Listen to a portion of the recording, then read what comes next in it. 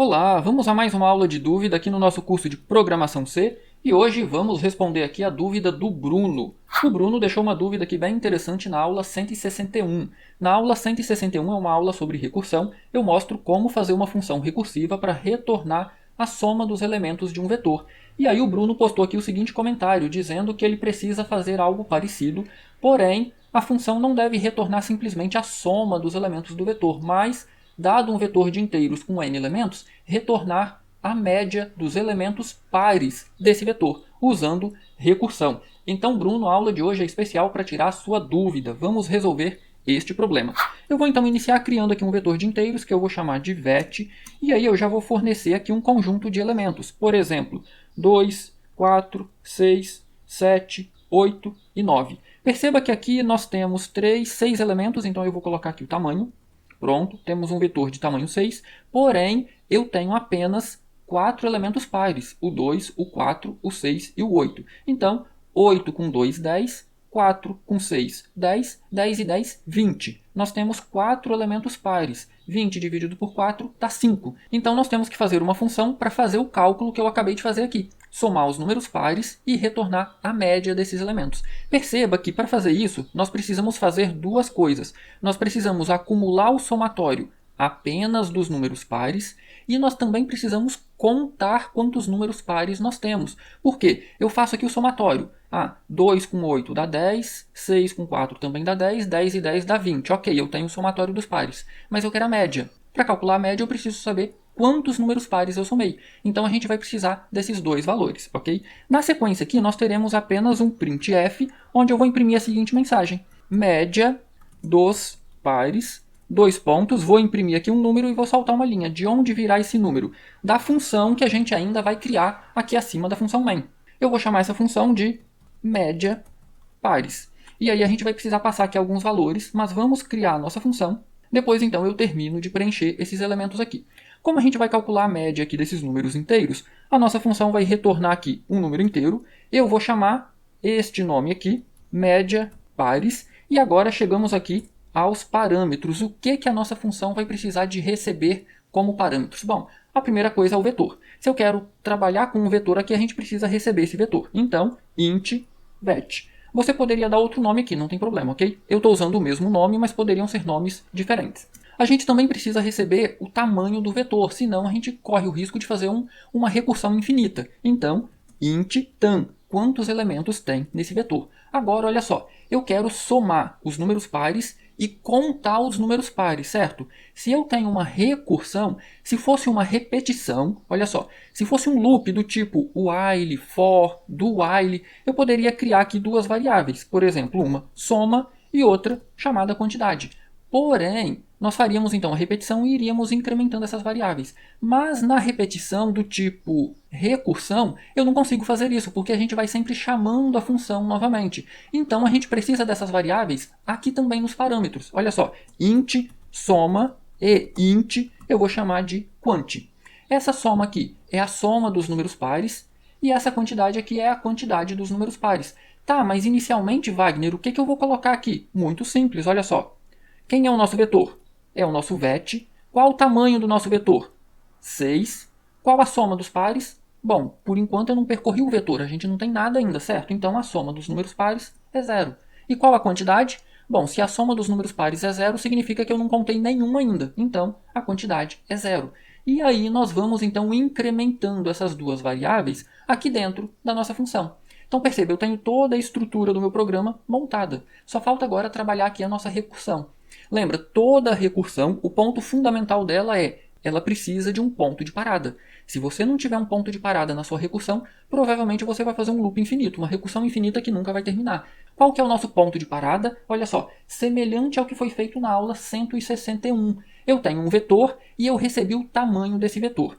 O nosso tamanho aqui é 6, certo? Então, eu vou acessar o meu vetor na posição tan-1. Lembra, se eu tenho um vetor de tamanho 6, os elementos estão nos índices de 0 até 5. Então, olha só, eu vou acessar na posição tan-1. Quando eu fizer a chamada recursiva, eu subtraio 1 de tan-1, até que em algum momento essa variável tan vai chegar em 0.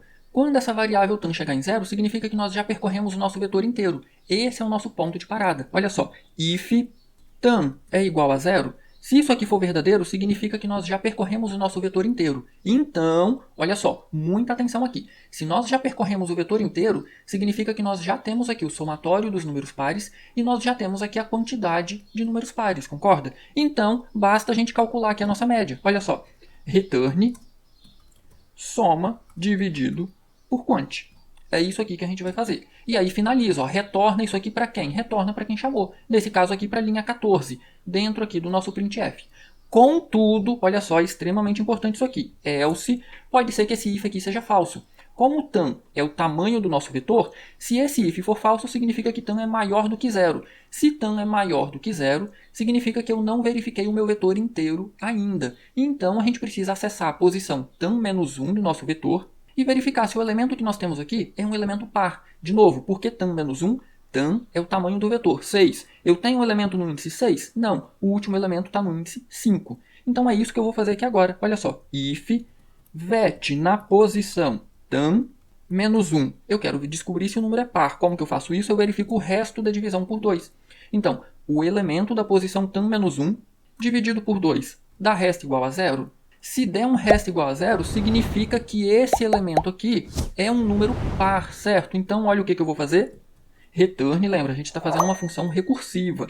Toda saída da nossa função precisa ter o return. Senão, a gente vai perder alguma coisa no meio desse processo, ok? E aqui eu vou fazer o return de quê? Da chamada recursiva da nossa função. Olha só, média dos pares. E aí, aqui que vem o x da questão. Olha só, quais são os parâmetros que eu vou passar? O primeiro é o vetor, é o nosso vet. O segundo é o tamanho do nosso vetor. Só que olha só, se o meu vetor tinha tamanho 6, chegou aqui, tan-1, 5. Eu já verifiquei o elemento da posição 5, certo?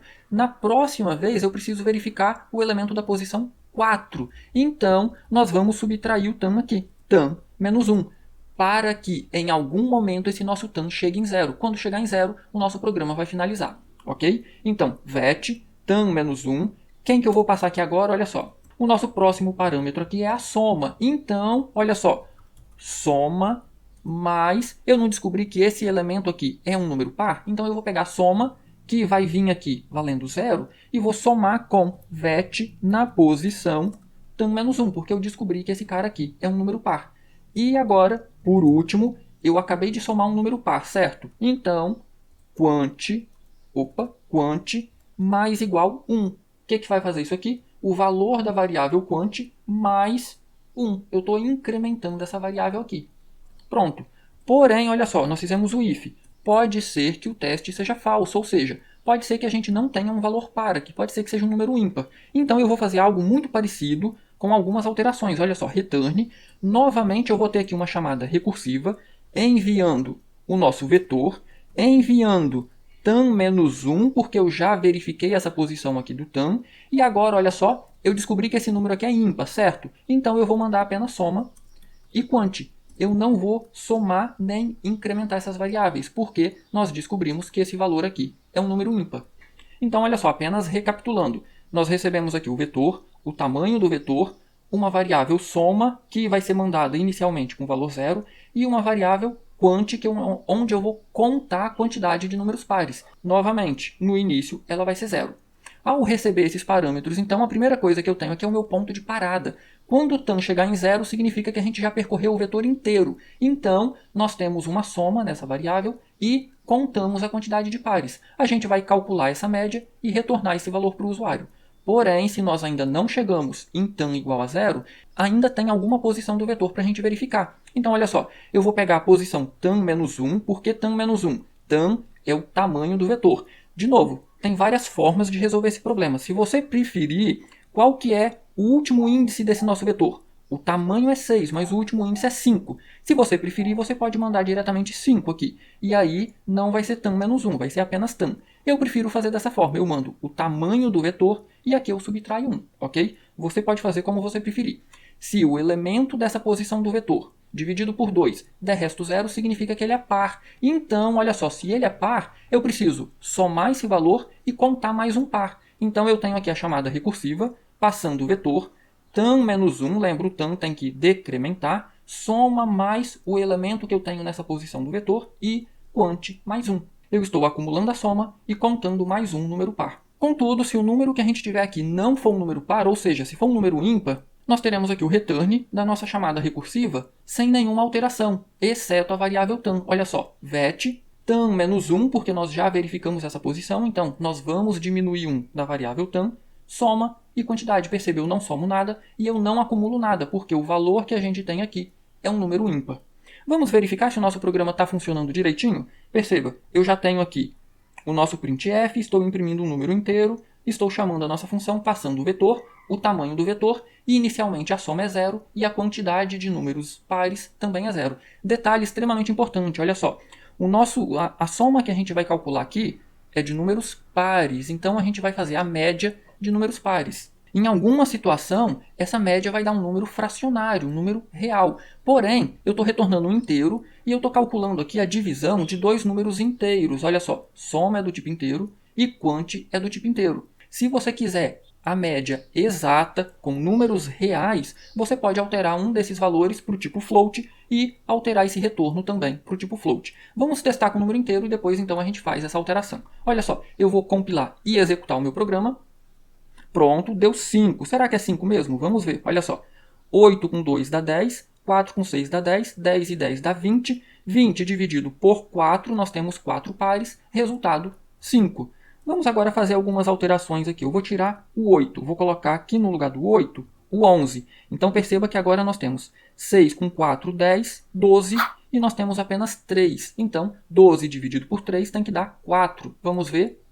Perfeito, a média dos números pares é 4. Agora, vamos fazer uma conta aqui que vai dar o resultado fracionário. Por exemplo, olha só, eu tenho aqui o 2, eu vou colocar aqui o 4 e eu vou colocar aqui o 38. Então, olha só, 38 com 2, 40, com 4, 44. 44 dividido por 3, que é a quantidade de números pares, nós teremos 14,6666666, uma dízima aí. Então, perceba que, ao compilar e executar aqui o meu programa, nós teremos apenas 14. E se a gente quiser o resultado real, fracionário? Bom, a primeira coisa a gente precisa alterar o tipo de retorno. Então agora não vai ser inteiro, vai ser float. Se eu alterei o tipo de retorno para float, então eu vou colocar aqui um %f, tipo float. Agora, olha só, o que nós temos aqui continua sendo um número inteiro e aqui também continua sendo um número inteiro. Para que essa divisão dê um número fracionário, na linguagem C, inteiro dividido com inteiro, o resultado vai ser inteiro. Para que esse resultado dê um número fracionário, um dos dois precisa ser float, um dos dois precisa ser um número real. Então, a gente pode escolher qualquer um deles, por exemplo, soma, e aí olha o que eu vou fazer. Eu envolvi soma com um parênteses e eu vou multiplicar por 1.0. Perceba, eu mudei soma? Não, eu não mudei. O que eu estou fazendo aqui? Soma, imagine que soma aqui tenha dado 44, que é esse resultado. Quando eu multiplico 44 vezes 1.0, a gente vai ter 44.0. Então agora a nossa soma também se torna um número real.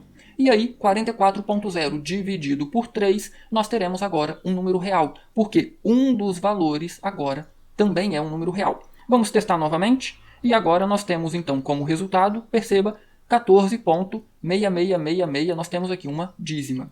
E aí, Bruno, deu para entender? Ficou meio confuso? Ficou com alguma dúvida? Já sabe, né? Posta nos comentários que eu terei o maior prazer de responder.